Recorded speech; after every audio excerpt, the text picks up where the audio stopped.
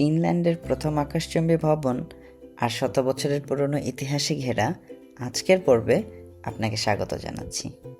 আমি এখন সাইকেল চালিয়ে যাচ্ছি ফিনল্যান্ডের তাম্পেরে শহরের রাউতাতিয়ানকাতর রোডে, যা 1800-এর শেষের দিক থেকে এই শহরের সদর দরজা হিসেবে পরিচিত।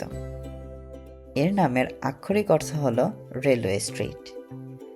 1876 সালে যখন তাম্পেরেতে প্রথম ট্রেন আসে, ঠিক তখনই এই রাস্তার জন্ম। এক পাশে রেল লাইন আর অন্য পাশে ব্যস্ত শহর, এই দুয়ের মাঝে জীবনের এক অদ্ভুত গতি অনুভব করা যায়। মজার একটি তথ্য হলো, এই রাস্তায় দাঁড়িয়ে আছে হোটেল তর্নি, যা ছিল ফিনল্যান্ডের তৈরি প্রথম আকাশচুম্বী ভবন। রাউতাতিয়ানকাতো শুধু চলাচলের রাস্তা নয়, এটি গত 100 বছরের হাজারো বিদায় আর মিলনের সাক্ষী। আজ আমার সাথে থাকার জন্য ধন্যবাদ। দেখা হবে নতুন কোনো রাস্তায়, অন্য এক অজানা ইতিহাস নিয়ে।